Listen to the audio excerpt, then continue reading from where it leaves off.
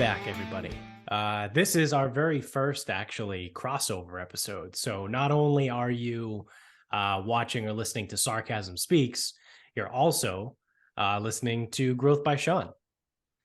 Yep. Hey, Growth by Shawn fans. If you're a Growth by Shawn fan, welcome to Sarcasm Speaks. If you're a Sarcasm Speaks fan, welcome to Growth by Shawn. So, I mean, you've been on our show before. Yeah. A couple times, right? I think just the once. Just the the once once? now. Yeah, just the once. Oh, wow. I thought you were on more than that, but Yeah, it felt like I was on more than once, but I think we ended up talking for like an hour and a half or so. yeah, We did have a long episode. Yeah, we I think we that's tend what to do happened. that sometimes. That's fine. I don't care. I've been Yeah. ripping podcasts. Yeah, I mean, sometimes depending on, what we're doing or what's going on, I try to keep it to about an hour. Yeah. But we had a stretch for a while. We were going like we were consistently an hour and a half, if not more. Some of them, I think one of them we did was like 2 hours. Okay. My longest was 3. I did it with Dr. Swart. Oh yeah. Yeah, that was my 3-hour one. Everyone else is pretty much like an hour, like maybe even 45 minutes. Yeah, it's weird, right? Like it's a weird dynamic because when it comes to podcasts, obviously there is a desire for the long form media, right? And obviously look no further than Joe Rogan.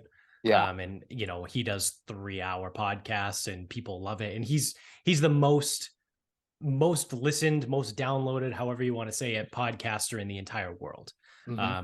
So, there's a little bit there of like the back and forth. People are like, oh, we got short attention spans now, but no one listens to Joe Rogan more than, like no one listens to anything else more than they listen to Joe Rogan, who's 3 hours. But, it's also, like I said, it's weird because you want to be respectful of the people's time when they come on. And like the three of us morons aren't Joe Rogan, right? Yeah, like, no.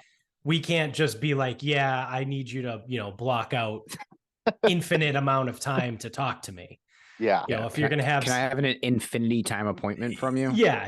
Thanks. I mean, like I said, Joe Rogan is the biggest fucking show in the world. So, well, my people issue, go on. Yeah, my issue that I have is that I've been doing so many podcasts that I put them back to back. Like I did 4 yesterday. Like wow. I've really been ripping them. I think I have like 7 scheduled for the week, but I had 4 all yesterday. But I'll put them at like the top of every hour, and that way it just kind of like makes it so that it's the 50-minute like I don't go over like 50 minutes. But like usually like if I have someone and they're like the best like result that I've gotten to have people stay on longer is 1, not putting them back to back, but 2, I don't try to like make them feel bad. Usually what I tell them is like, hey, like even if you only had like 10 minutes, that's cool. Like I'll just ask you one question and we'll go from there. And usually if I say that, then they'll just go with like, oh no, we can go as long as you want. Yeah. So Yeah. I usually just try to like lowball it, like super lowball it to like 10 minutes. And then that makes it easier, like just like tension wise, even because like most of my podcasts, I've never met the person that I interview. Yeah, I think that's a good way to do it too. 1, like you said, because you never met them before, and 2, it kind of opens the door for them to come back, right? So like if the first time you talk to them, it's only like an hour, maybe the next time they come back, they're a little bit more loose. You talk about a little bit more things, and then you're free to go, maybe hour and a half, 2 hours, whatever you're doing. Yeah. I've only had like, I think 2 people that have been, on like multiple times. I think I've had AJ on. I think AJ. And then my friend Taylor, he was like the second episode. He does like day trading. I had both of them on at some point, but I had both of them on together.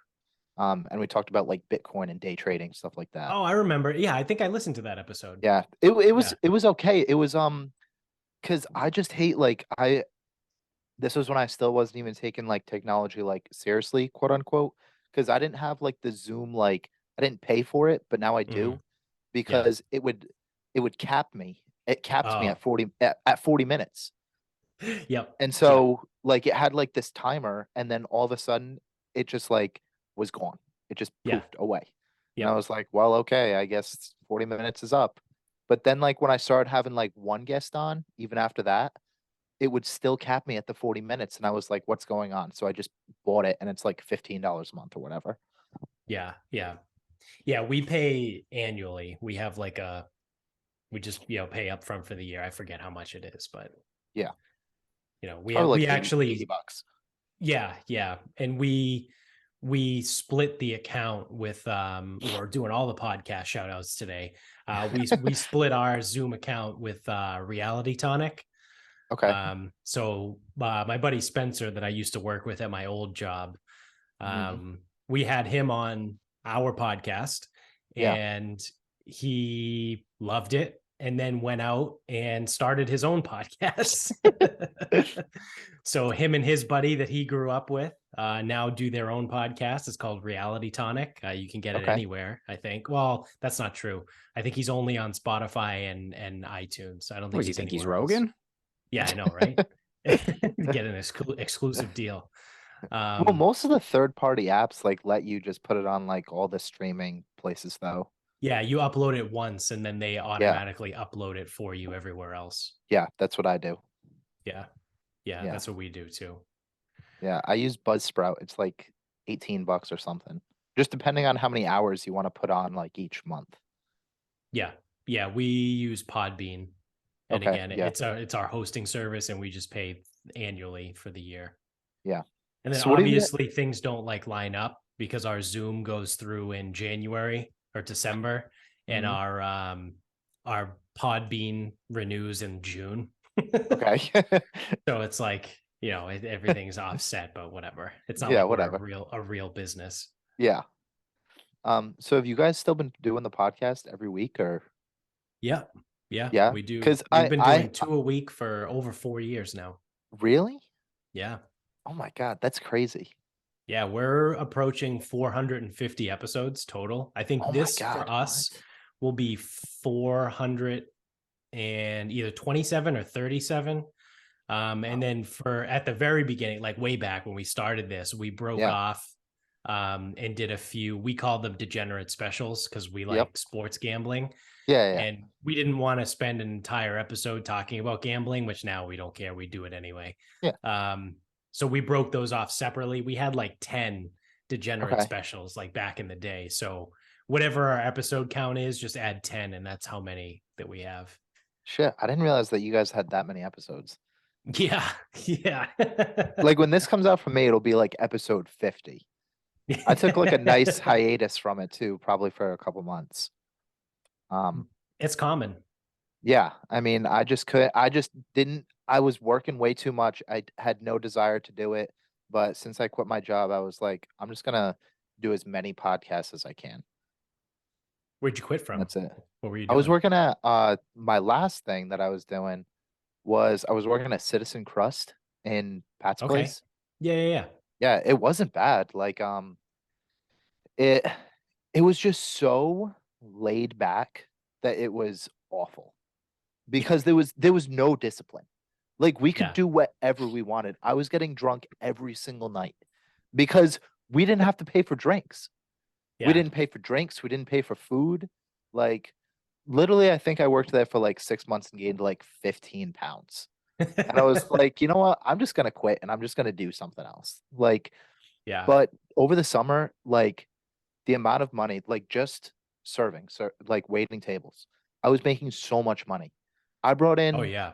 $2,000 one week. Yeah. And I was believe it. like, I mean, the service industry, that's what you do. yeah, that's it.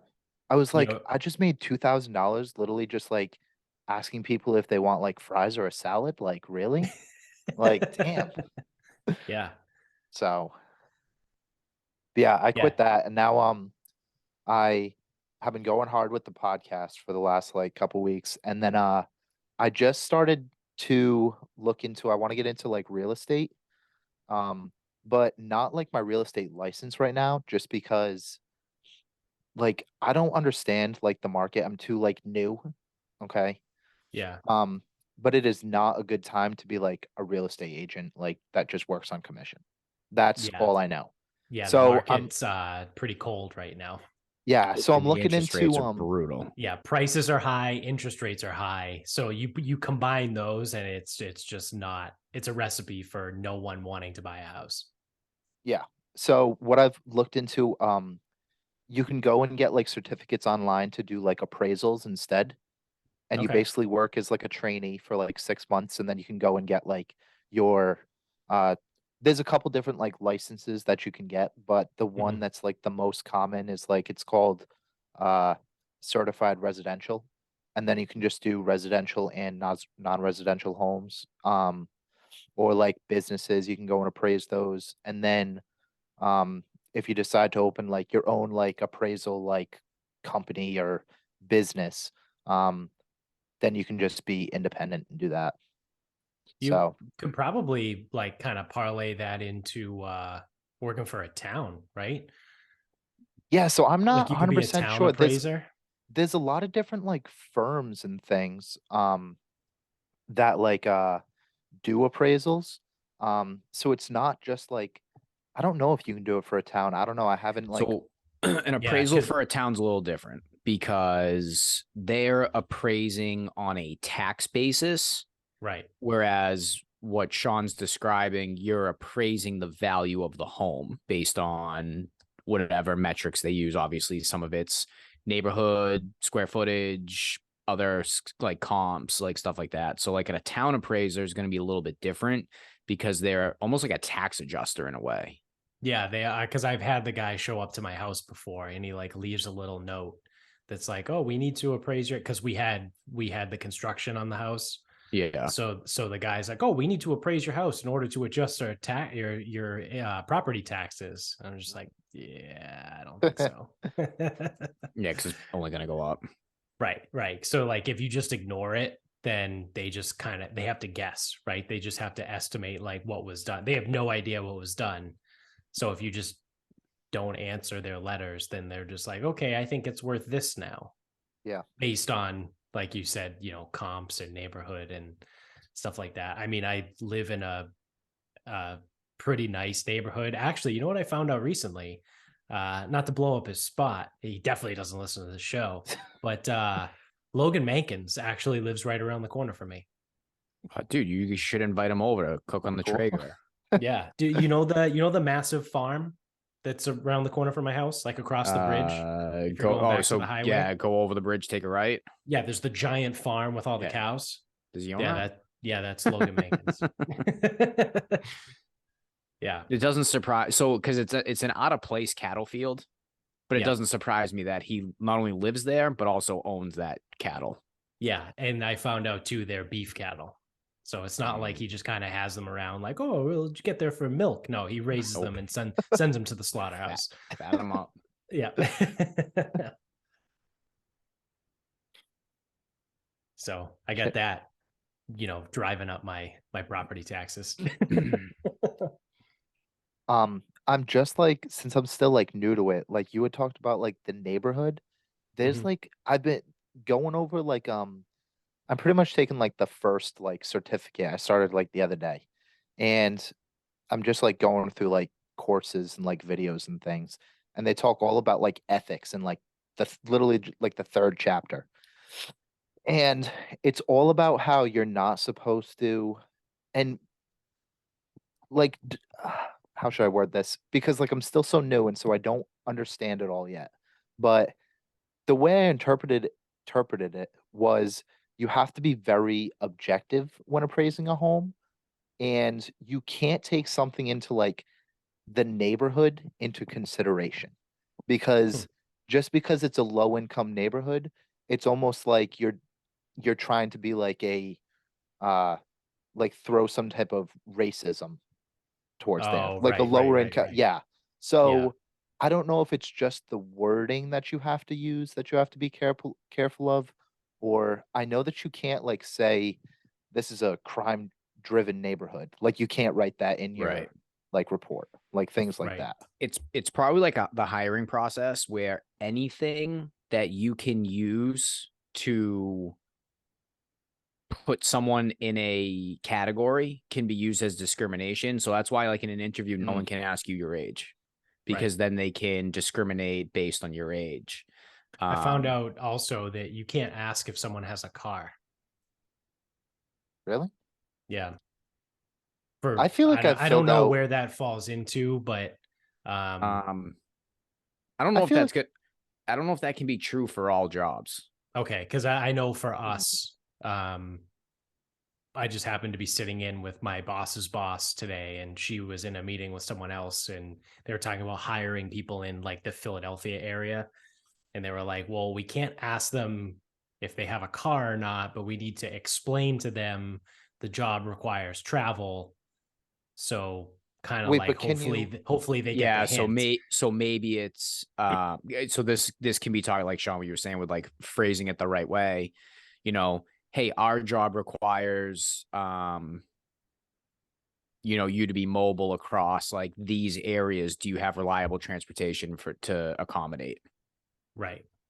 That's what I was going to say, was reliable transportation. Because I feel like I've been asked that before. You know, do you have reliable transportation? Yeah. I guess no one's ever worded it, do you have a car? Right. Because I don't think you can. Yeah. Huh. I had no There's idea. a lot of really random like HR practices that prevent you from saying certain things a certain way, that I really didn't find out until I kind of walked into the corporate world. What are you doing now? So I'm a project manager for a consulting firm. Okay. I don't know what that means. We handle our main thing is move management. So when a massive company, I don't know, let's pick a random, like the fucking Gillette, right? It's local to Boston. Gillette wants to move their headquarters into a new building in Foxborough, right? From, right off the highway in Boston. So we would come in and we would collect all kinds of data and, like literally down to the level of like, how many files do these people have? Because to move stuff, like we need to know how much stuff there is. So we might literally be like, there's 10,000 linear feet of filing cabinets here that we need to move. And then, we do all that shit. Okay. We coordinate everything. We hire a moving company.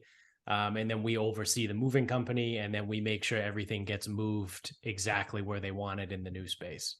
Okay. That sounds like it could kind of be interesting. Yeah. Yeah. I enjoy it. Right. Yeah. It's funny. I actually had a conversation today with our buddy's little brother, who applied to, he's applying to a couple different jobs and he's looking for somewhere to change, he's trying to change his career. He's an accountant right now and he doesn't love it.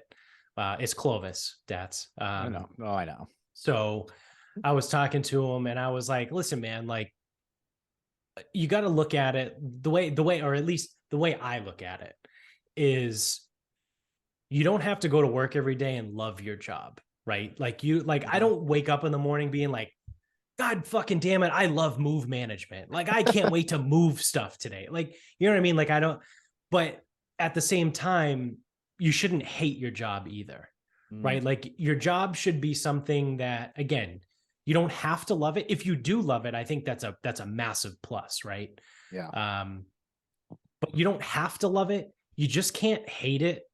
And if it affords you the opportunity to kind of do what you like on the side, then that's really all that matters, right? So like for me, and I had this whole big long conversation with him my entire ride home from Cambridge today while I was sitting in traffic.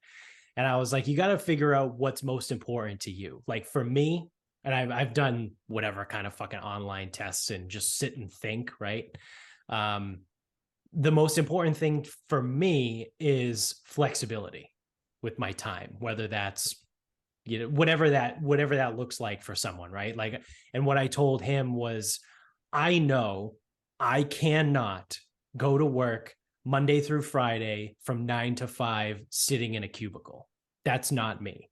That you could pay me $150,000 a year to do a job like that, and I would be fucking miserable every single day because I hate that. Like, I know I can't do that. So my job now is flexible, right? Some days I work from home. Some days I'm on site. Some days I'm on site from 7 a.m. until 5 p.m. Some days I'm on site from 9 to 11 a.m. and I'm home by 12:30. Like every day looks a little bit different. And I like that. Like I like the variation and I like the flexibility. And also when the weather's nice, sometimes I can sneak out and play golf, which is like important, which it's important to me, right? Because it brings me joy. Like I enjoy, as much as sometimes I get fucking pissed off at golf. It's what I really love to do. And my job pays me well enough that I can afford to do it and allows me a flexible enough time that I can do it. Sometimes, maybe I'll get out at like 3:30 versus having to wait until 5:30, 6 o'clock to go, so it's all of that I like my job, right? Like I said, like I don't wake up every morning and be like, oh, I can't wait to go to work today, but I don't hate it. It's And it almost allows just me to do what I would like to do. it's almost just looking at it like on like a spectrum or a scale, as opposed to this like all or nothing type of like mentality of like you either have to 100% love your job or you 100% hate your job. Right. I feel like that's kind of the conversation that you had with him. Yeah, that's basically what it was. Because obviously, as I'm sure we're all aware, in the accounting world, there's a lot of money to be made. Mm. Maybe not when you're starting out, right? Your entry level position, you might not be that awesome, but if you stick around and you move up in the world and you maybe, jump companies or whatever, there's a lot of money to be made as an accountant. But I kind of said to him, like, is that really what's going to make you happy? Like, if you end up 3 years from now, if you're making $120,000, but you're working, whatever, even if you work a normal 9 to 5, but then you take work home with you, or your boss has got to make you do overtime and you're working till 9 o'clock at night, like, is it worth it? Like, that's the thing. Like, is it worth it? You gotta weigh that. You gotta balance it. And that's the thing. Like with my job, sometimes when we do moves, depending on the client, like we have to do moves on off hours. So sometimes, like I've done a move for one of our clients and I was there until 11:30 at night. Mm-hmm. Just because we can't move them during the day because they need to do their business during the day. So, and sometimes I work weekends, but I mean, we get compensated for it. You know what I mean? Yeah. But, and it's not all the time. It's every now and then, and it's fine. Yeah. Like even the job I just had at in Pat's place at Citizen Crust, like I hated it. Like just because Yeah. of the hours, like you could go in at 10:30 and leave like 10:30 a.m. and leave at 1 a.m. Yeah. Like that's not a day that I want to have just waiting on people. It didn't matter that I was walking out of there with like $600. Like I didn't really care anymore. Right. Right. So Bob, I'm sure there's certainly days where you're like, fuck that, especially as a small business owner, right? Like there's definitely there's plenty of days that are frustrating as fuck for you, and I don't know how you kind of look at it, but maybe it's similar to I do or not, but yeah, I mean, again, it comes down to what you want. So, could I leave the industry completely and probably make more money and like find something I like? Yeah, probably. But I don't have to answer to anyone. My schedule is fairly flexible. And I mean, I do like what I do. Like at the end of the day, I do. But yeah, there are times where it's like, this is stupid. Like, I don't fucking need this. But that's everything.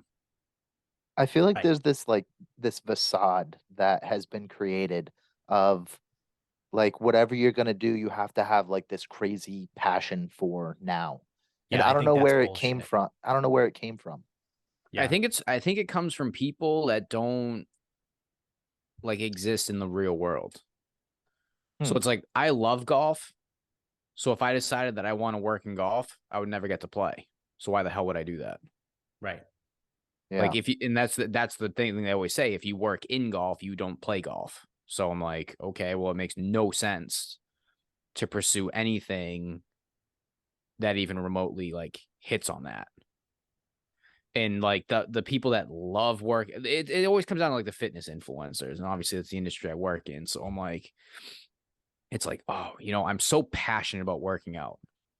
And then some guy asked me not too long ago, what do you like, work out like 3 times a day? I go, bro, I work out 3 times a week. I'm like, when I'm here, I don't want to work out.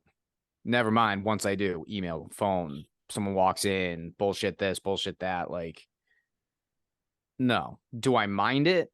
No, I don't mind it. Would I like working out a lot better if I didn't work in it? Yeah, I definitely would. Or if I could have like a home gym where I could just do it at my house, fine. It'd be a lot better for me. But like the people that are so passionate about like working out, I just don't understand when the hell they have time to actually work. Yeah. Because if you're like doing these like dumbass workouts and promoting all this crap and you have these like finely tuned social media posts, like when do you work? Because it's like I post on social media every day, but it's raw material, it's raw video, and it's simple and it's clear, concise. But then they tell everyone it's like, oh, just follow your passion. Like what are you passionate about? I think a lot of them don't work. Like Oh, they don't. legit don't work.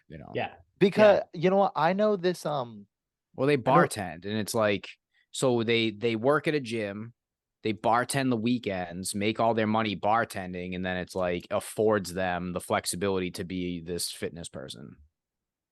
that, and like they'll never like say that they bartend. Right. But like I'm open about it. Like there's no whatever. shame in that. Like, yeah. Right. One of the most prominent strength coaches ever even said when he was coming up the ranks, he would bartended 3-4 nights a week. Yeah.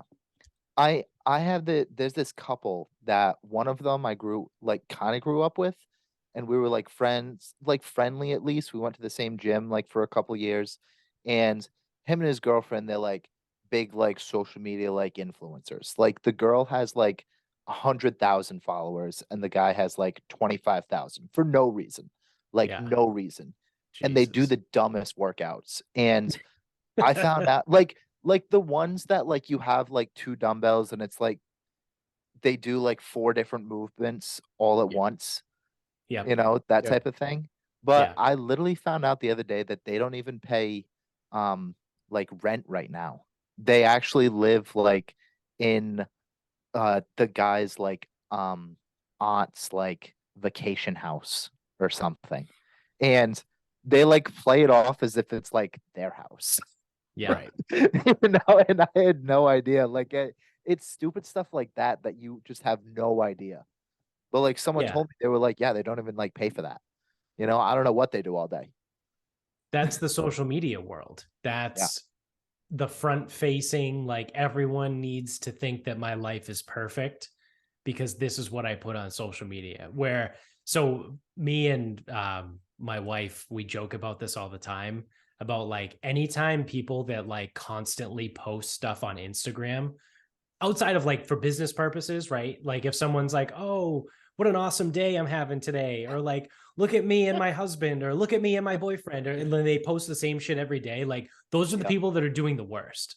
Yeah. Because the people that are actually like enjoying their life don't sit there and be like, I want everyone to know how great my life is, because they're already satisfied. Like they have that internal gratification to be like, I'm super happy with everything right now. I don't need to fucking post on social media. You know, it's like, it's a funny thing because there'll be some people that, you know, we joke around with and we're like, oh, what'd they post today? You know, like things like that, where it's like, things must be really hard. Yeah. You know, so it's that social media world. And I think especially like for the 3 of us, we all came from the fitness world. Bob, you're still there. And I think I think the fitness world probably was affected the most by social media, just for that reason, right? Like you can constantly post like, look at me in the gym. This is what I'm doing now. This is what I'm doing now. Oh, look at me over here. Look at this. Oh, it's so awesome. I'm in the gym all the time. I'm so happy. And it's like, okay, cool. Well, like, do you do anything else? it's literally just became this thing that like if you have like a relatively nice body, like you can post and just like people will follow you. Yeah. Yeah. You know? My favorite thing, what Bob had said before about people that are like, I'm so passionate about helping people. I think it's really, really funny. And it's I mean, I left the fitness world years ago now, but I spent, almost a decade in it. The number one dead giveaway that you can tell that someone is brand new to the fitness industry is when you ask them why they're in it and they go, I just want to help people. And it's like, oh, you haven't been working here long enough. Like you don't get it.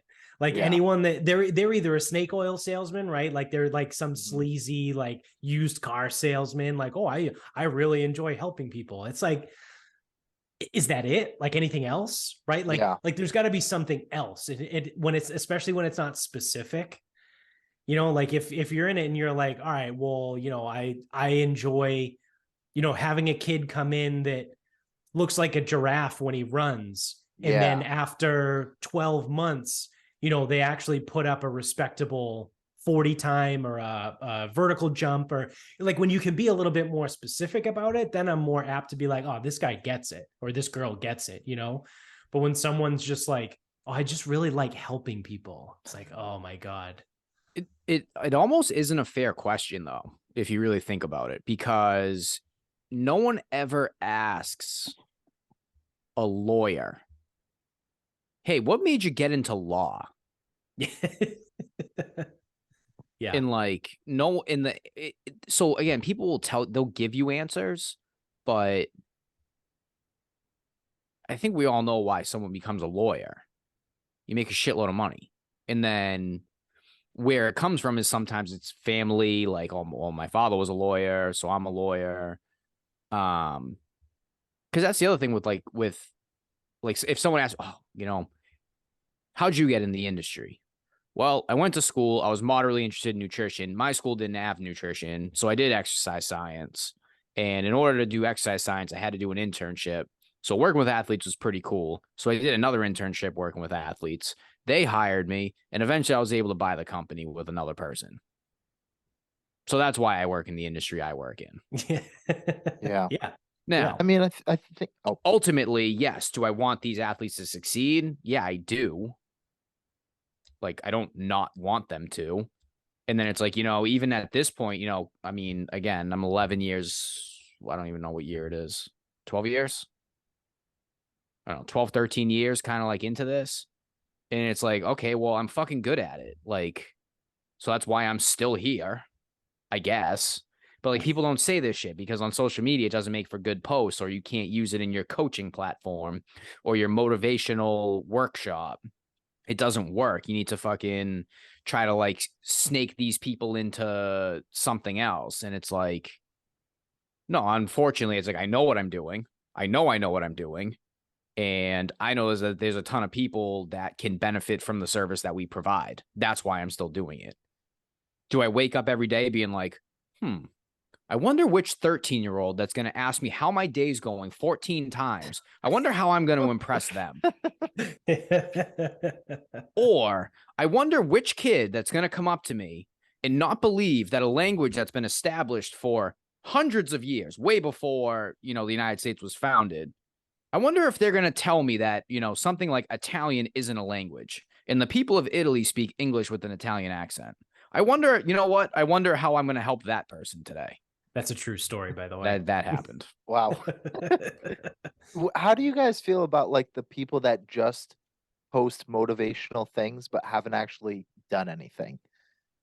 Because I feel like there was I just looked past them. There was a good span for me, probably of like 3 months, where I was posting like just motivational things, but I hadn't actually accomplished anything. I will. Yeah, I think it's tough, truthfully. Like there's kind of two answers here. Like the quick answer, like the knee-jerk answer is kind of full of shit, right? Yeah. But like the actual like thought of answer is, it depends on what the goal is. Like Yeah. if you're just posting motivational shit because for whatever reason you think, it might help someone. And this is a Mhm. real, so I obviously don't do it anymore. I don't post that much on social media anymore. But when I was in the fitness world, I would post a lot more. I've had people reach out to me that I didn't speak to. I like people from weightlifting competitions that I might literally see like 4 times a year. And I posted this one thing one time about I forget what it was, but it was motivational. And this guy DM'd me and was like, "Hey man, that's a great quote that you posted. Like, I really needed to see that. Like, thank you." And Mhm. I was like, "Cool, man, anytime. Like, if you need anything, like, just let me know." And I didn't do it. It was like, it was probably like, it was a cool fucking quote that I saw that I was like, "Oh, that's a cool quote. Let me just fucking put it on my Instagram story." You know what I mean? Yeah. So I think it depends on the intent, right? Mhm. Like if you're doing it to look like a Gary V or a fucking Tony Robbins, like you just want to do what they do, I think it's a little disingenuous. But like Mhm. if you see a cool quote and you just fucking repost it because you like it, like there's nothing wrong with that. Yeah. I think I would agree. It was like I don't know what the intent was. Cause I mean, I don't even know how many years or months ago this was that I was hopped on just like motivation exclusive, you know. But but was gonna say, yeah, I think if it's for the right reasons, like if it's just for like clout or something, or like you just want to be like Gary or Tony, something like that, then I mean, obviously it's just like you're just gonna burn out. Yeah. I think that's it. That's what it comes down to. So I was just curious whether what you guys' thoughts were on like something like that. I mean, I also don't find traditional motivational stuff motivational. Now, I'm not a good representation of the general person. I'm a special kind of moron. But that's why, like, my social media approach, all I do is whatever I put out there is purely supposed to educate somewhat, somehow. Now, it's not. I'm not sitting here like putting out PhD level information, but just to like the general person, hey, maybe this helps, because that's the only thing that I find motivating is stuff that like is educational in a way, because it motivates me either to do something better or work on something or like whatever. And that can be as simple as someone who posts like a recipe video because it's educating me on how to make something. Now I'll go make it. So the quotes, the shit, like I've never cared what Muhammad Ali had to say. Like in 1972, like my parents weren't even married then. Like I'm sure what he said was great. I don't even think my But parents were in high school yet in 1972. mine weren't either. No, they were in middle school. Mine might have been in, but like, yeah, just like it's like some of the motivational stuff, and then it's like when people take things like way too serious. Like some dude wrote a poem about like barbells one time. I go, this is insane. I go, this is the dumbest thing I've ever read. And some people are like, wow, it's like a really good perspective on like what a barbell really represents. I go, barbell represents 45 pounds and you can add to it. That's what it fucking represents. And then you lift it in different ways. Yeah. It's not a bigger meaning for life. It's a implement to lift weights. That's what it is. Now, again, I'm a little bit more literal person. Maybe someone reads that and goes, wow, that's a really interesting thing. I'm like gonna like think now, and my day just got better because I did a thought exercise. I don't know. Like Well, I I'm think it just a very literal person. I think something like that just comes down to like how like you were shaped to be in a sense. Like someone that maybe was, and let's put like an extreme example, like someone that was ready to commit suicide and then they found the gym, they gained confidence, and now they're living their life however they want to do it. Something like that barbell poem might really resonate with them, but for you, it just means 45 pounds, you know? So I Yeah. think it just depends on And like what the whoever person. wrote this is writing a poem for no reason. Also, like, what are we in 6th grade English class? What the fuck are you doing writing a poem? I don't Like even if know. I don't even know It how was you would write insane. It was insane, a dude. poem about it. I Like, mean, I'm just trying to play both Yeah. sides. Yeah. No, I don't think I'm supporting the barbell poem. what's this poem called? It's called The Iron. Yeah. And the iron will never lie to you. Like, but you're right. It's like, again, like, certain people find certain things in everything. And, I could never relate to someone who tried to commit suicide and whatever they found from then. I can never relate to that because it's not me. I've never been in that. Like, that's, and again, you said it was an extreme example. Absolutely. A very extreme example that I've never even stepped foot in. So I can't tell that person. It's like, that kind of dragged me out of a tough time, or reminds me of something that dragged me out of a tough time. I can't say it. I'm like, no, it's stupid. It's a poem about a barbell. You can't say that. Like, I wouldn't. I just, yeah, that's you. But that's why, like for me with like the motivational stuff, it'll never be motivational. It'll always kind of be like educational in a way, because that's like I feel like the best way that I can help someone long term is education. Again, if you want to use a stupid analogy, it's like to teach a man to fish. That would be more like my thought, because I think you can give people all the hope or positive vibes or whatever through like quotes or analogies or whatever you want to do. Or putting those words in their house. Yeah. Live, love, laugh. That's my favorite one. Yeah, exactly. But unless you can help them to act, you haven't actually done anything.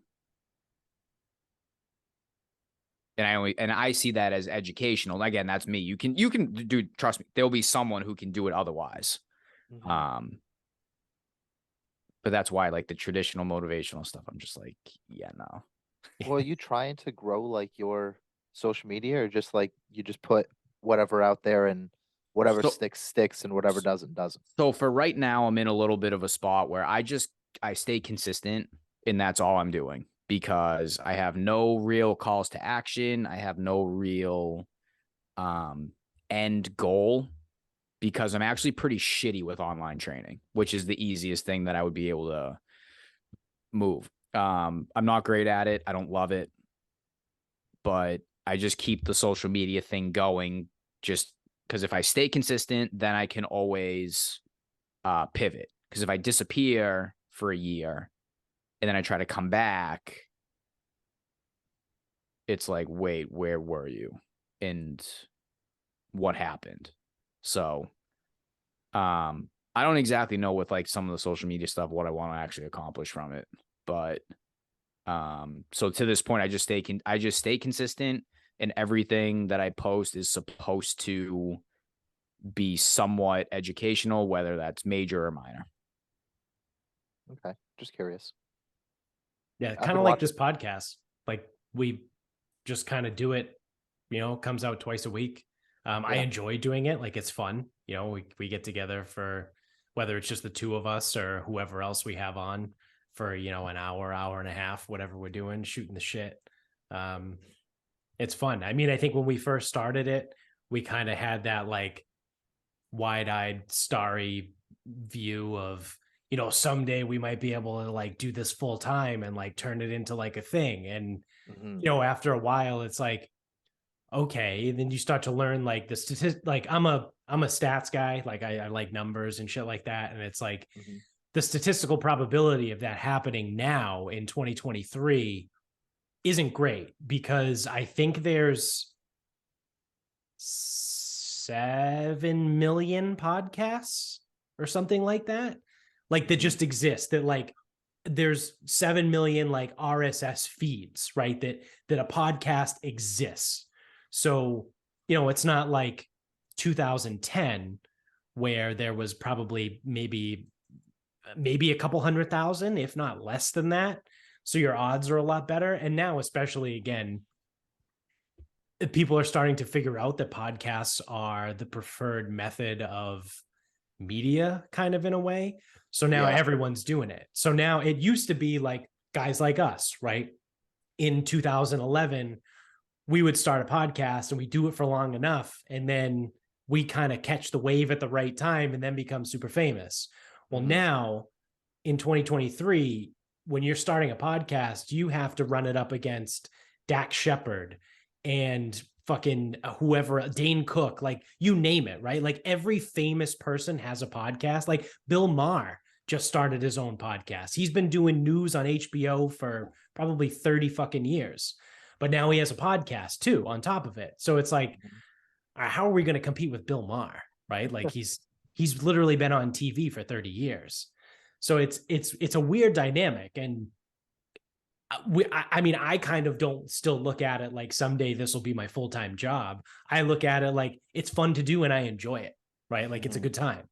It's, you know, we get 60 to 90 minutes to kind of be silly geese, right? You know, just say some dumb shit and, you know, kind of go on with it from there. Yeah. I think I'm in like a similar boat, but I still have like the aspirations of, hey, you know what, maybe this could be full-time. I don't even know if I want to make it like a full-time thing, but I enjoy doing it so much that I'm like, if it turned into a full-time thing, I would run with it. Yeah, absolutely. Right. Like if the know? opportunity is going to knock, then you open the door. But it's one of those that, like, you know, the way I look at it is like, we kind of have to like luck into it, right? Like if we had the right guest on, or, you know, we ask someone and they happen to work for a bigger media company and they're like, oh, I like what you do. And then, you know, like for a while we had a guy on our show, Ian McMillan. He's been on a few times. He works in like the sports betting industry.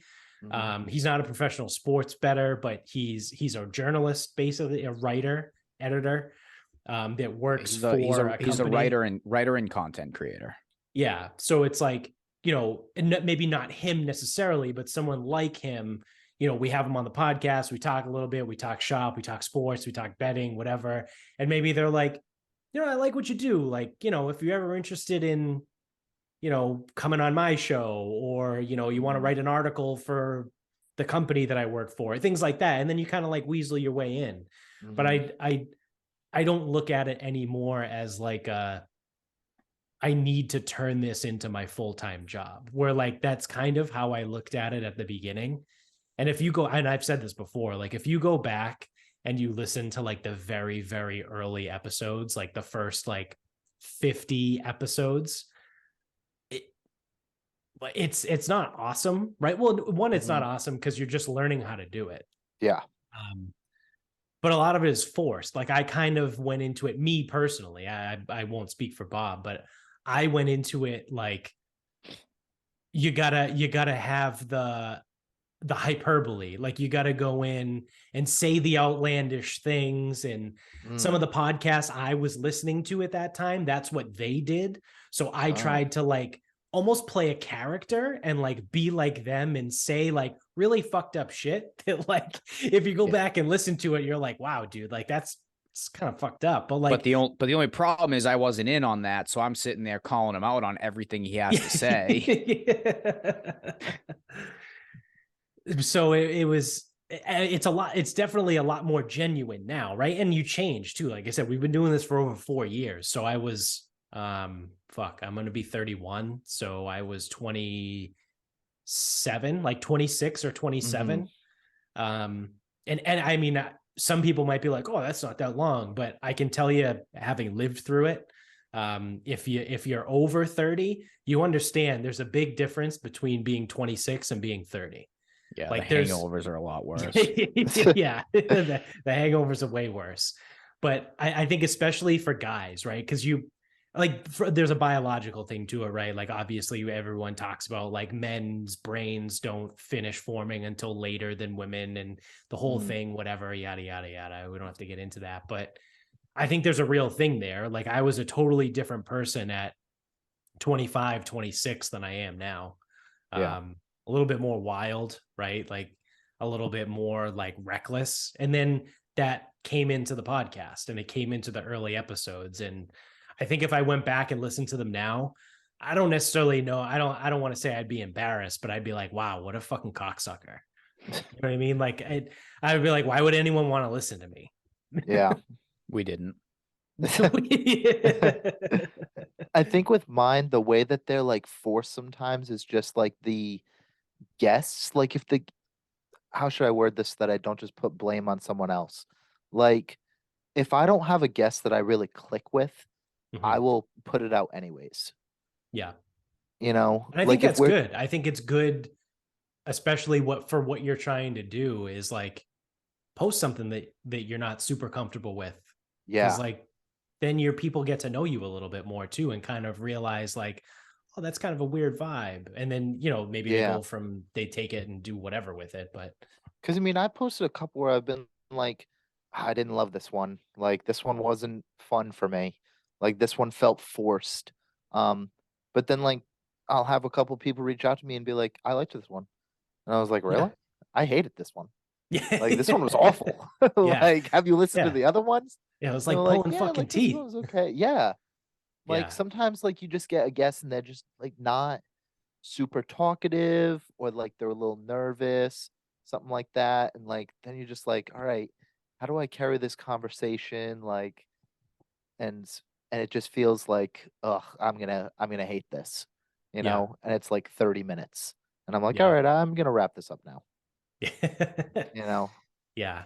Yeah. I mean, we've never really been guest heavy.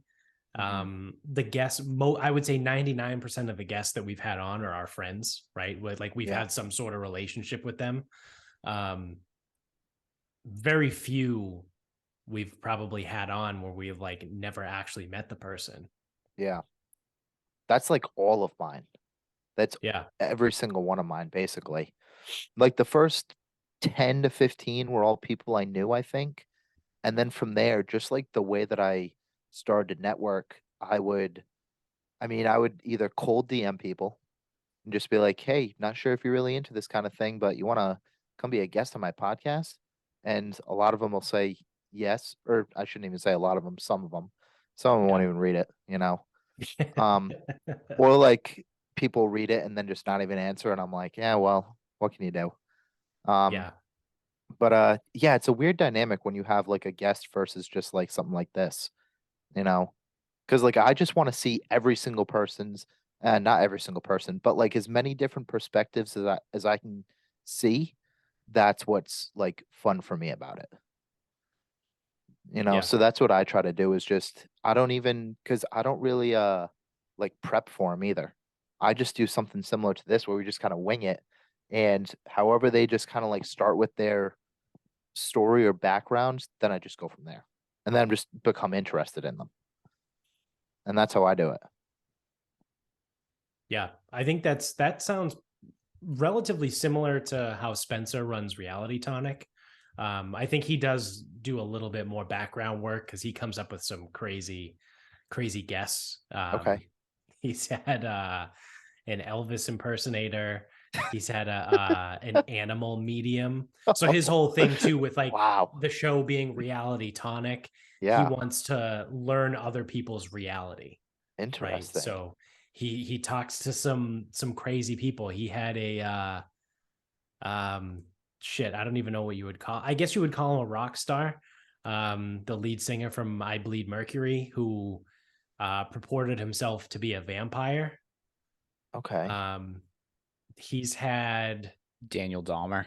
Daniel Dahmer, this like horrorcore rapper who his whole shtick was that he was Jeffrey Dahmer's nephew and Really? like would rap about like insanely fucked up things. Yeah, he finds some pretty wild guests. Huh. That's Yeah. pretty cool. Yeah. He told me Yeah. recently he was trying to get Stormy Daniels on his show.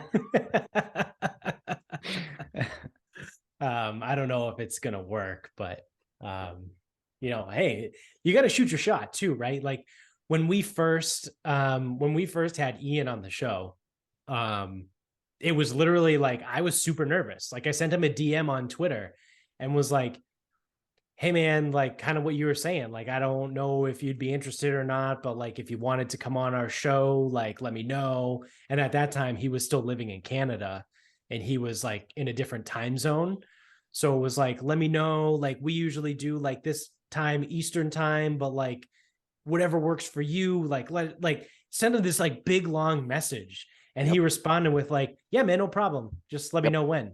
And I was like, fuck. It's funny how many, it's funny how too many words you can send sometimes. Yeah. I do that. Brevity. I'll send this big, huge paragraph, and then someone will just send, yeah, I'm in. Yeah. And I'm just like, all right, shit. Well, and then I just got to be like, what's your email?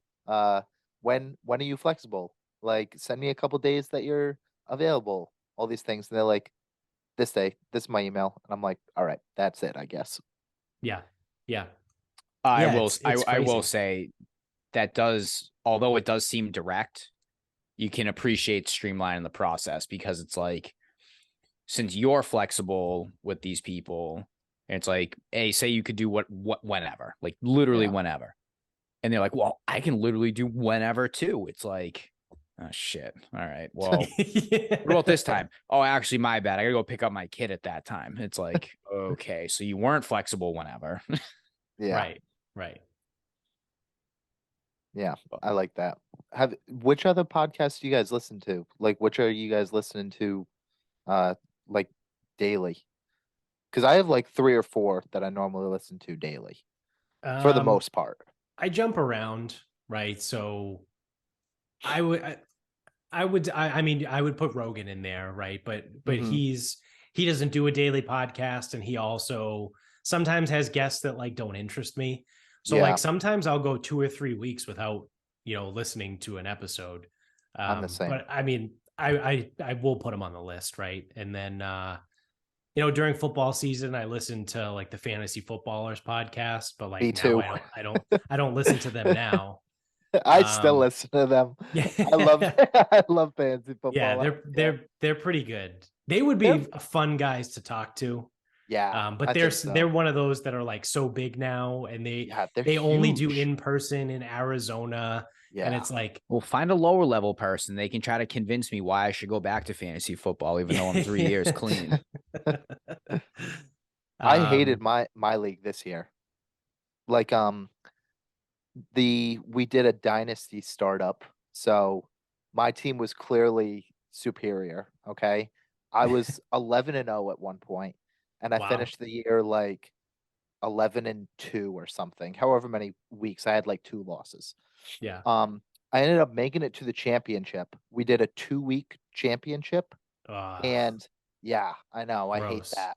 But I was up by like 30. And then my team just shit the bed the next week. I had like Derrick Henry, who didn't even play. Was it week 17-18 championship? It was 16-17. Oh, okay, 16 to 17. So 17, I didn't even get to play Derrick Henry. Yeah. And then the guy I was playing against had Josh Allen when he played the Bengals with the Hamlin injury. Oh, yeah. And I was up by 14 going into that night. So Allen needed 15 points. And like, I had listened to a bunch of different people, asked people at work, like what we should do, what we should do. And I was like, all right, either I win or we split it. And those were my 2 like reasonable ways to do it. And he was like, no, I think I should get Josh Allen's points from next week when he plays New England. And I was like, no. Yeah, that's not how that works. Absolutely not. And then the league voted, and everyone voted against me. And so he took Allen's points from week 18 and he won. Oh yeah, no, I would not be playing in that league again. You got jobbed. I'm ready to be done with this league. I'd be out of that league. I was like, this is a little ridiculous. Yeah, because the same, well, not the same thing, but a similar thing happened to me. I was in the championship game against Nick, friend of the show. Shout out to Nick. And we ended up just splitting it. Yeah. He still claims that he won the championship, even though I told him it's like UCF claiming the national title. But because he was going into the night, and I had Joe Burrow. Yep. And he had Jamar Chase, but it was close enough that I could have won. And so, like I said, he claims his UCF national championship, but we ended up splitting the pot. Yeah. That's what we should have done, and everyone voted against me. I was like, I would rather just split it or keep it. And he was like, um, it came down to like the two of us, but he was trying to make me feel bad about it. And I was like, fine, just whatever the league votes then, you know, and I'm figuring Yeah. everyone's just gonna vote with me, and everyone voted with him. And I was like, Yeah, okay. that's a little insane to me that the league would okay giving points for a game that, or using points in a separate game Yes. Yeah. for that game. Right. Because my whole like argument was Derrick Henry didn't play this week, and he was active, and Right. Josh Allen didn't play, and he was active. That's it. Right. Right. You know, that's what it comes down to. Yeah. So, did you listen to the episode with Rogan, the Bert something? It was all about the COVID vaccine. Um, I feel like I you don't. almost like posted it on like your Oh, Instagram story or something. yeah. You're not It talking was about Brett Weinstein, are you? Or Oh, Weinstein? it is Brett. Yeah, it is Brett Weinstein. Yeah, Brett I think. Weinstein. Yeah, not Yeah, Bert. that was a good one. I did listen to that one. I've talked about Brett Weinstein before on our show. He's the evolutionary biologist. Yeah. He's good. And Have you guys there talked was about one. Let me see if I can find it. Peter Zion. That's the one that I posted on Oh, okay. On my personal social media. That I said What was that about? everyone needs to look at it. He's I'll just read his description. He's a geopolitical strategist, speaker, and author.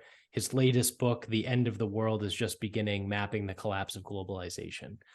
So he talked about like global politics and where the world is headed in the next like 40 to 50 years, and okay. which countries are positioned to basically fail, and which ones are going to weather the storm. He talks about like a global economic collapse and things like that. Super, super fucking interesting. I sent it to our buddy Jones, who's been on the show a bunch, and he loved it too. He's into the politics world and things like that. Yeah. It's fascinating stuff. You know, I think I went on a fucking diatribe about it probably for like 25 minutes on our podcast, just kind of ranting and raving about it. But do you think Trump? I enjoyed Do you think Trump is gonna run again in 24? Yeah, I think he already announced, didn't he? Yeah, I don't know, but it's down to like Trump or DeSantis for the most part, right?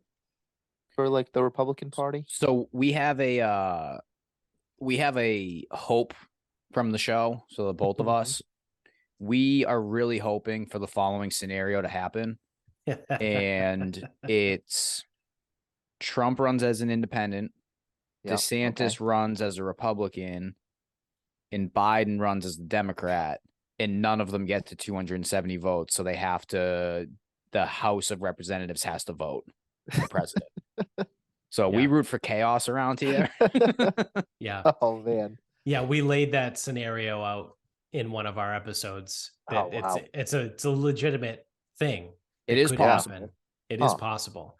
If whoever is running for president doesn't, I forget whether it's 270 or 278, whatever it is. If whatever the number if is, all of the people that are running for president and none of them hit the threshold of the 270 electoral votes, then the vote then goes to the House of Representatives and they vote for who the president's going to be.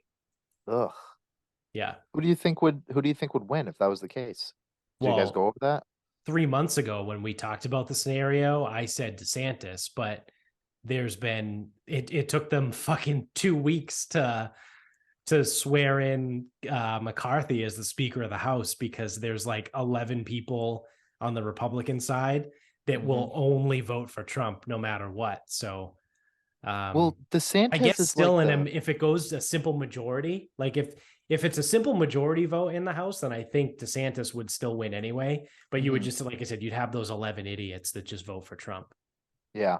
Well, what I've heard, like, and what I've listened to, not just heard, but like DeSantis is just like the safe guy, is what I've heard. Like that's how he's represented to me. I mean, I don't get super, super deep into politics, but I do follow them because we talk about it on the show occasionally. But from everything you see and everything you hear about him, like, how can you not like the guy? Yeah, Like he seems like the right guy, but I think that with how crazy the left side is, I think that even if he's put in there, things won't change as like much as they could if Trump was back in. Yeah, That's how I kind of view it. I look at it, and I've said this before, I'm all set with the clown show, right? Like, Trump can fuck off. Biden can, just go to sleep forever at this point because he's neither of them are good. He's ready to, like, can we just go back to having like real people be president now? Like, you know what I mean? Like I said, like the clown, I'm good with the clown show. Yeah. Like we did it. We spent 8 years kind of like flailing and flipping out. It's like, I don't care if it's a Bill Clinton or a George Bush or a Barack Obama or fucking Richard Nixon. Like, I don't care who it is, but like, I just want one of those guys. Like, I'm sick of the dog and pony show. Like, this guy said this today. Can you believe that, Biden never comes out of the basement? And it's like, well, Trump wouldn't deny this, so that means he's a racist. And it's like, I'm good with all that. Like, Bob says this all the time, and I know it's a little different now because we do have the podcast and we do talk about it. But like, when I know things about politicians that like I shouldn't know, it's fucking aggravating. Because like, why do I know? I shouldn't care about politics, right? Like, like, why do I know? And I think Bob has said this before too. Like, why do I know who the fucking governor of fucking Colorado or California? Like, why I should not know the governor of California. Right. Like, I like, it's pointless, right? Like, that's when politics gets wacky and it gets too much. Like, we live in Massachusetts. Like, I don't give a shit who the fucking representative from the 5th district of Colorado is, right? Like, that crazy bitch Lauren Boebert, like, she loses her shit over Trump all the time. Like, I shouldn't know who she is. Like, I shouldn't know who these people are, but I do, and it's annoying. Well, I think like it's just going to be the Trump Biden show again next year, just because of even just like television and news. Like, they need to keep whoever's still watching entertained. Right. So that's why I think it'll still be one of the two of them. It's like when WWE was trotting out Triple H and Shawn Michaels over and over, even though both of them were like way past their prime. Yeah. Or it's like somehow Ric Flair still gets matches and Goldberg's rumored to be coming back. It's like, oh my God. Yeah. Yeah. It's just, it is weird, right? Because I forget what podcast I was listening to recently. There's so many. But this guy was talking about being on Fox News. Oh, it was Louis C.K. Louis C.K. was talking to Rogan about when he was at the Fox News headquarters for something, whatever. I forget the story at this point, but he was talking about like being there and all of the different people that were like arguing with each other while the president was giving his speech, whatever speech it was. The president was on TV and everyone was like talking over each other, trying to like have their opinions be heard. And he said the second the president stopped talking, they cut to Bill O'Reilly, like whoever it was on Fox at the time. And he goes, yeah, and see, this is the problem, because the president said this. And Louis C.K., who was there and saw everything happen beforehand, literally told Rogan, like, they didn't listen to the speech because he goes, I was there in the space with them. And for the 5 minutes leading up to when he got put on air, they were just arguing with each other over what they were going to say. So they didn't actually listen to any of the speech, but then speech is over, cut to Bill O'Reilly, and he just has talking points that he's saying. And it's wow.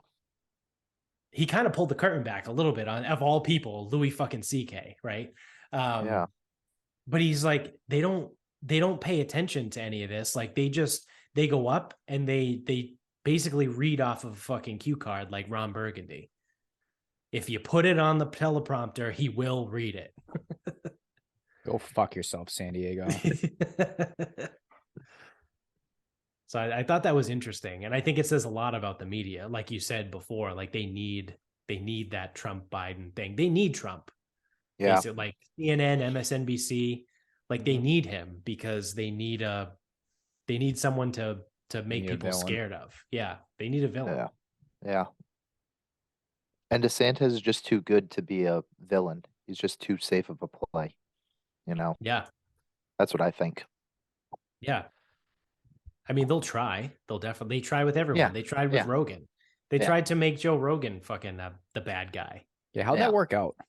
Yeah. Their shows suck and his show is more popular than ever. Well, I was CNN literally like fired half of their staff. Like they reassigned Don Lemon from prime time to like 8 a.m. in the morning. They gave him a morning show. Like they suck. CNN's awful.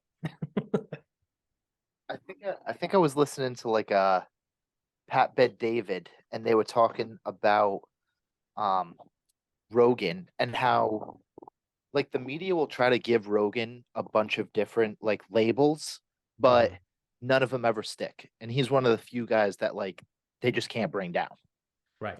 no matter what.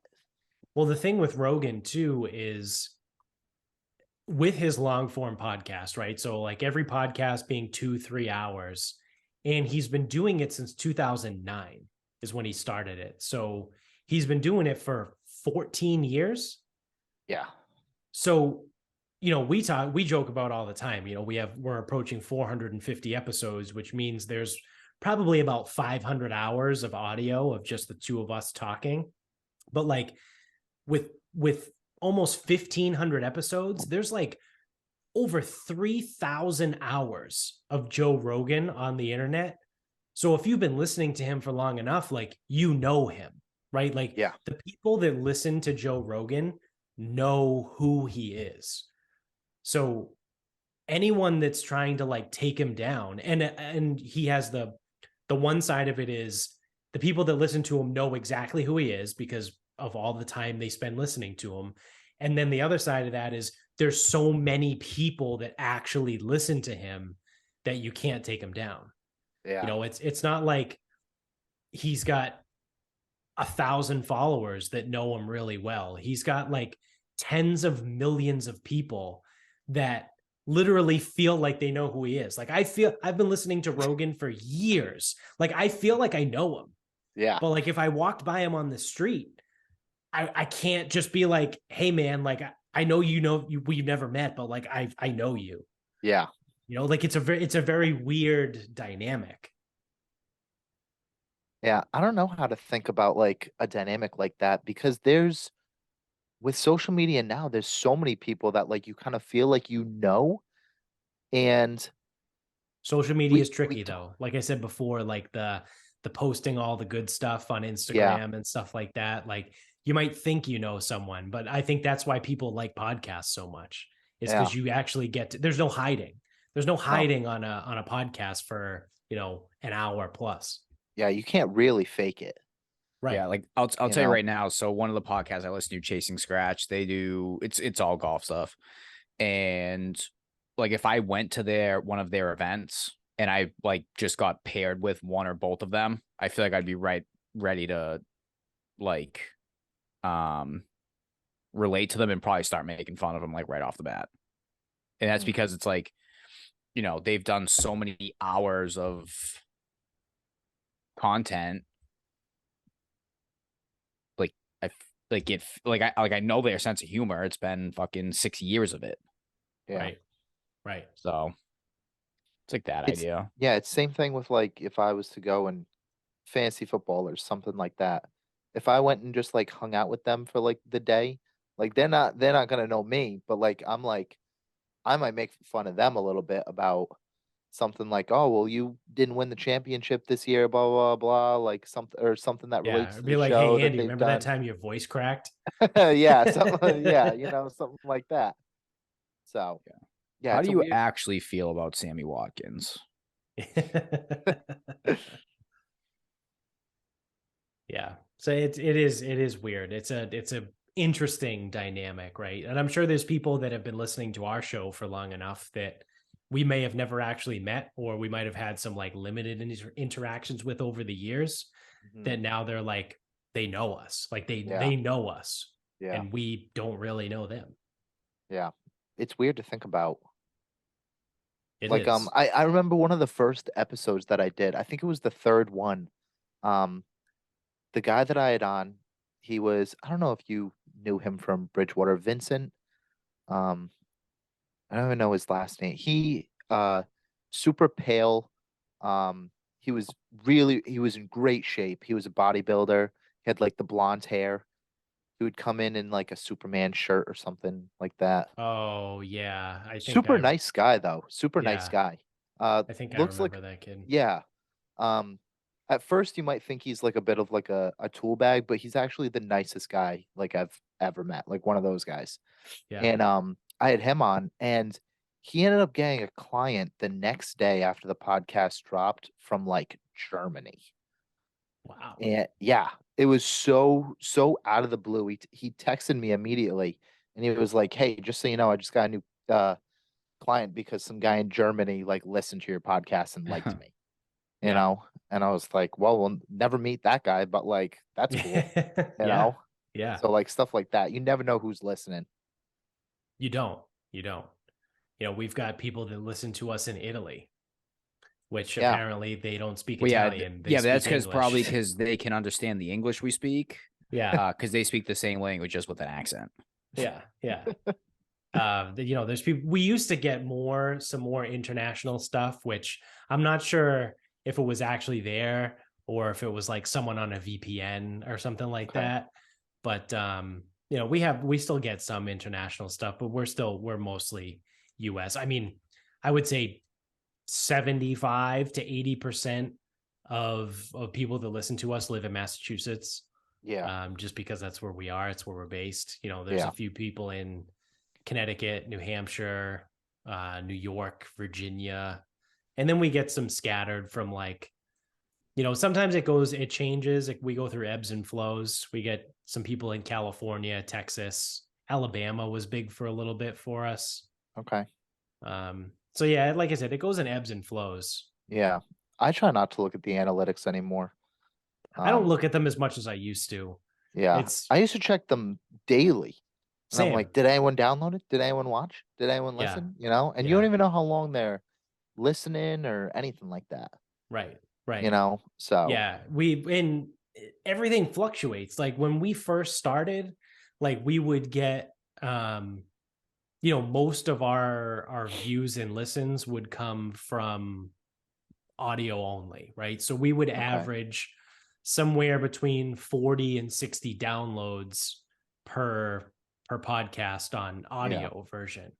But hmm, now we're probably only in like the 20 to 30 range hmm, in the audios, but now we have 70 subscribers on YouTube, and like people interesting.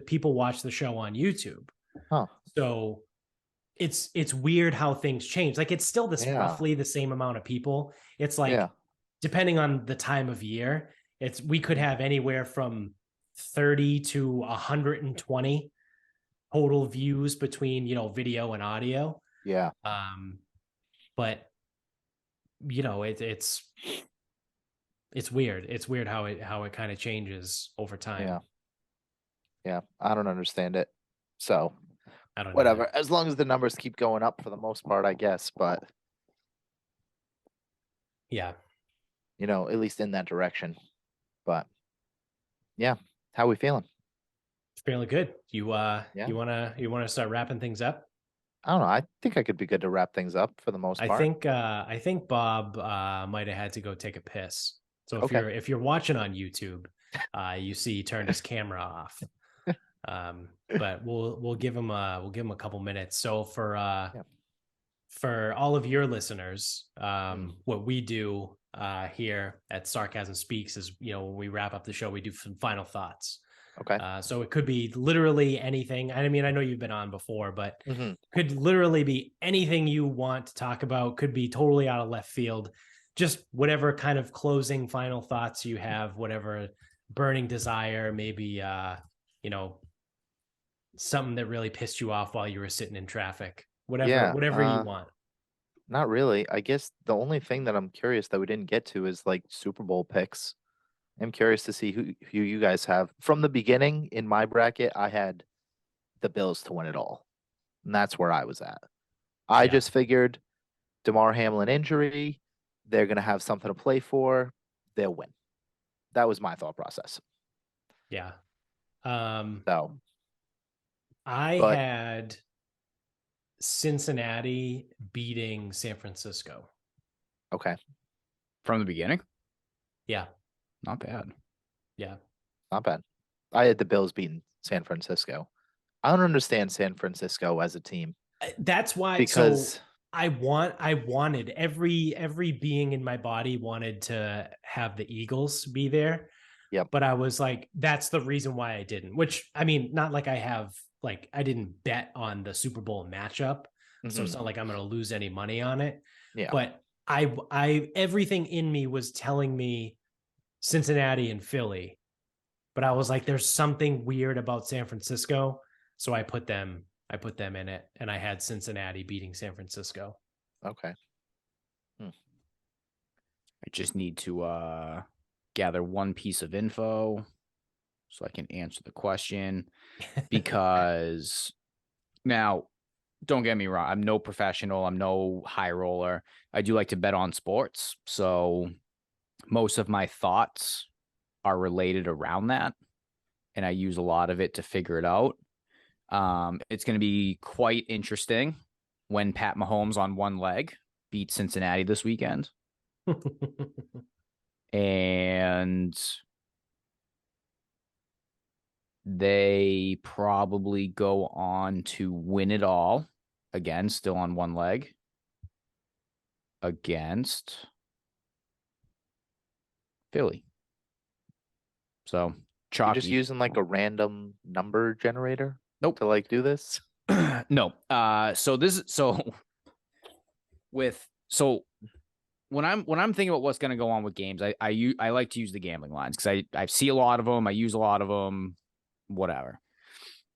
So the spread opened, Chiefs favored by 2.5, and it immediately got buried down to a pick. And then at one point yesterday, it got as high as plus 2.5 for Kansas City. Now I also crowdsource. I go to every single person that walks through the gym. Oh, who do we like? Who do we like? Nobody thinks Kansas City can win this game because Mahomes is hurt. So then I go online, I see where the public's betting, and they are just absolutely crushing Cincinnati right now. So that's what I was looking up. And then the public likes Philly. I think I like Philly only because we're getting down to like nut crunching time. I don't know if I trust Kyle Shanahan and Brock Purdy in a tight game coming down the stretch.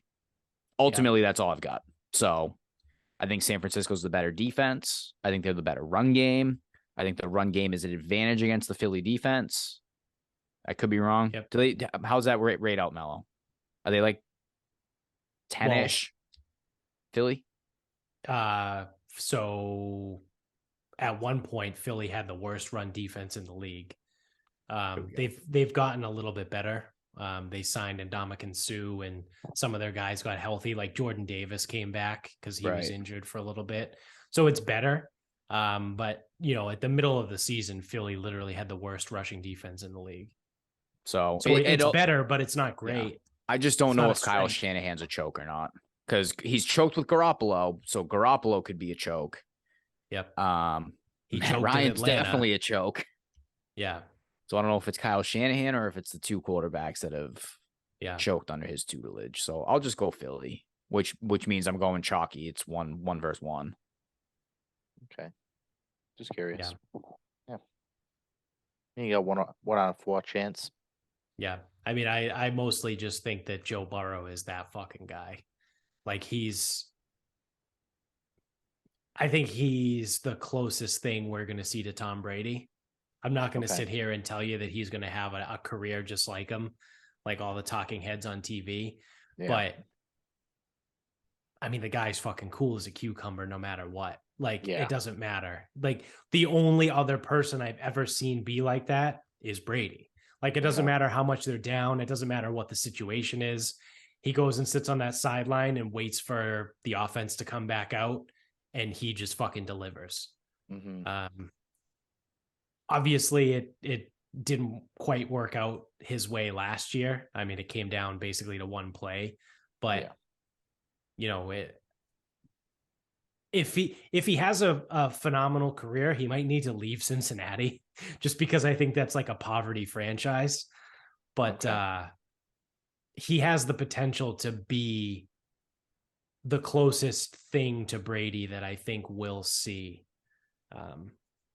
As far as like acumen and winning and not being like, obviously Pat Mahomes is the best quarterback in the league, right? Yeah. He's the most talented. He can make the most throws. Like, I don't think there's any arguing that Pat Mahomes is the best quarterback in the league. But like, there's just something about Burrow, right? Like back in the day, you could say Peyton Manning was the best quarterback in the league. He had all of his numbers were consistently always better than Brady. But there was just something about Brady, and he would just fucking win. So I think Burrow kind of has that same thing. Whatever it is, he's got it. Okay. So yeah, I agree. What are you guys closing thoughts here? Yeah, Bob, you got a final thought? I do have a final thought.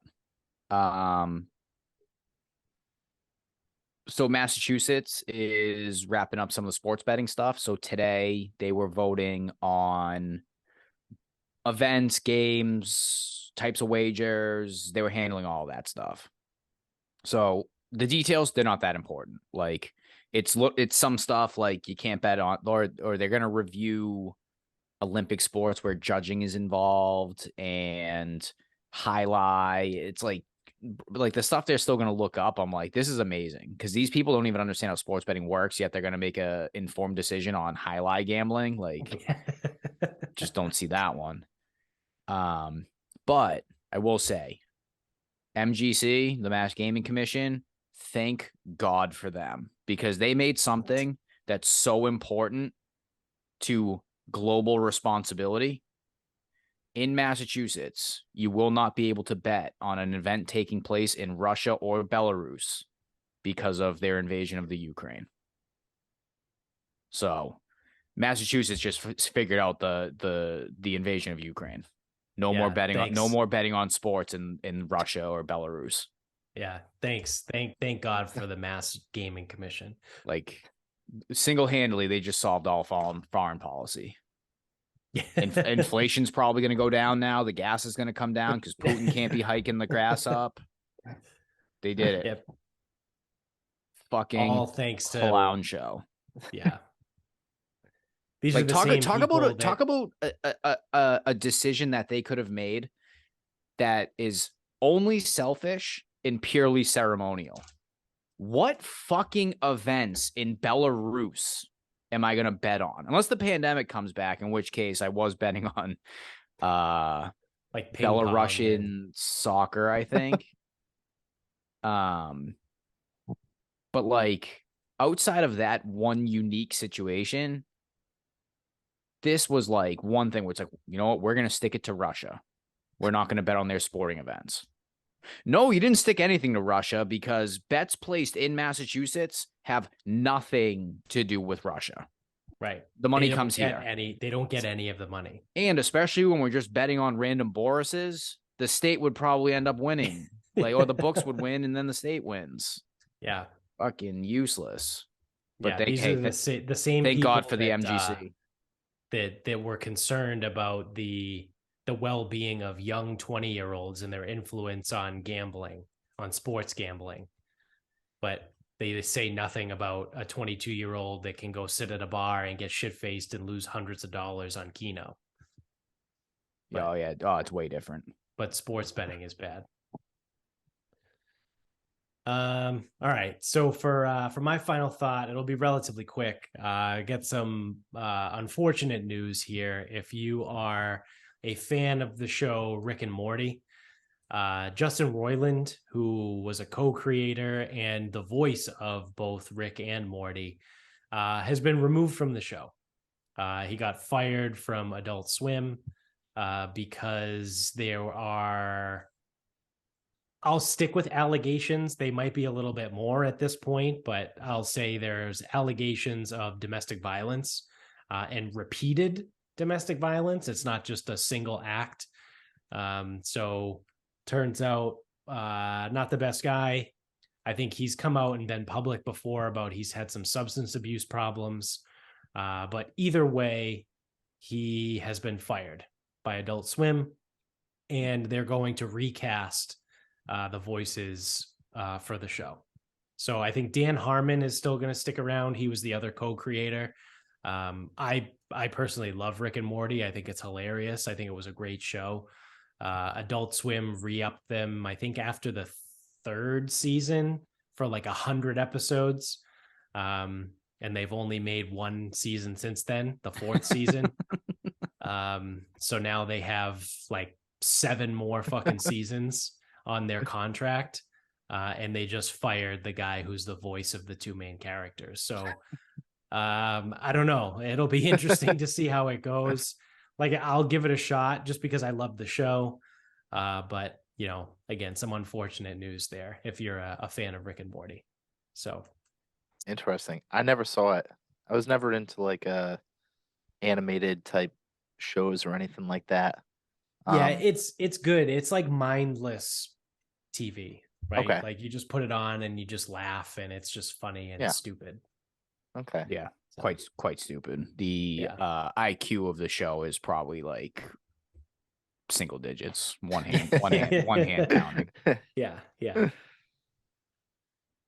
All right. Okay. So that is going to do it for us. So I won't bore everyone with our sponsors because, you know, they're not everyone's sponsors on this show, but I will say briefly that you can find us at Sarcasm Speaks wherever you get podcasts. You can get us on YouTube. If you just search Sarcasm Speaks, you can find us over there. You can get us on Instagram at Sarcasm Speaks Pod, on the Twitter world at Sarcasm_Speaks. We have a Facebook page at Sarcasm Speaks, the website, sarcasmspeaks.com. Go to the merch store. You can buy literally anything with our logo on it from our merch store. It's hilarious. So if you want to check that out, you can. That's fine too. But Shawn, where can everyone find you? I want to do merch at some point. I would love it, like some nice Growth by Shawn shirts and hats. But yeah, I'll send you the link. We just use we use a third-party vendor, and you just upload your logo. Yeah. And they like pre-populate it on everything. So like someone can buy like a throw pillow with the Sarcasm Speaks logo on it. That's right. Like whatever That's this wild. company offers. Yeah, whatever this company offers to sell in their store, they just print your logo on it. Wow. Oh, that's one of our buddies bought coasters, so he's got like a set of Sarcasm Speaks coasters. Oh, that's sweet. Yeah. I'm gonna get something Sarcasm Speaks. But yeah, I do on for the podcast is just Growth by Shawn for like Apple, Spotify, all that kind of stuff. I don't usually say all this kind of stuff, so this is good for me. But yeah, it's uncomfortable. You gotta promote yourself. Yeah, I don't usually. I like sell me on you.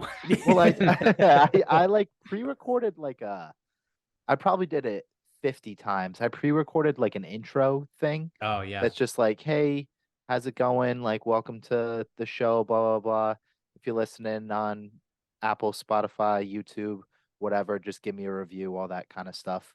But back to Instagram is Growth by Shawn. That's just kind of personal and podcast. And then I'm hopping back on Twitter. I don't even know what my Twitter name is. I was a beast on Twitter in high school, But it might be Rivers Nation.